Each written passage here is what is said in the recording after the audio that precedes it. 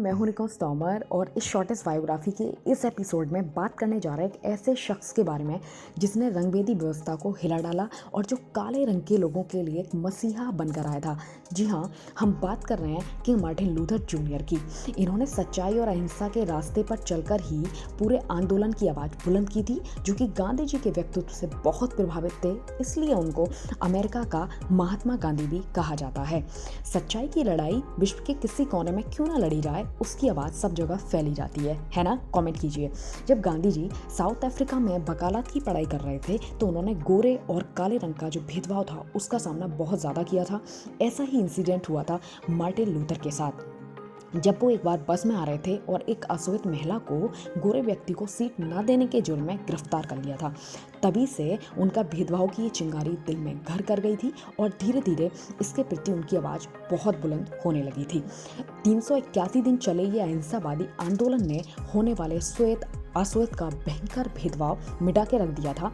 इस प्रकार उनके महान लीडर बनने की शुरुआत हो गई थी। 1959 में वो भारत आए और गांधी जी से मिले, जिनसे उन्होंने अहिंसा का पाठ धारण किया था। उनका बस यही गोल था कि सब में भाईचारा हो, किसी में काले और गोरे रंग में भेदभाव ना हो और सब शांति के साथ रहें। उनको इस आंदोलन के चलते बहुत बार जेल जाना पड़ा, लेकिन उनकी आंखों से उनका जो भेदभाव वाला सपना था वो कभी बोझिल नहीं हुआ। 1963 में उनका स्कूलों और ऑफिस में होने वाले भेदभाव का भाषण सामने आया, जिसका नाम था आई हैव अ ड्रीम। वो कहते थे, मेरे चारों बच्चे ऐसे देश में रहें जहां उनकी पहचान चमड़ी से ना हो बल्कि उनके चरित्र से हो। और उनके सच्चे संघर्ष और प्रयासों से अमेरिका ऐसी राह पर चलने भी लगा था। इस महान शख्स को एक महान पत्रिका ने मैन ऑफ द ईयर भी चुना था और 35 वर्ष की आयु में उनको शांति के क्षेत्र में नोबेल पुरस्कार भी दिया था, जिसे इतिहास में नोबेल पुरस्कार पाने वाले कम उम्र युवा के रूप में दर्ज किया था। लेकिन दुख की बात यह है कि ये शख्स बहुत कम आयु में संसार से अलविदा कह गया था।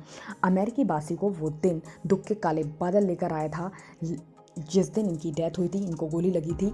लेकिन आज भी इनके महान कार्यों के लिए हर कोई याद रखता है। Thank you so much guys.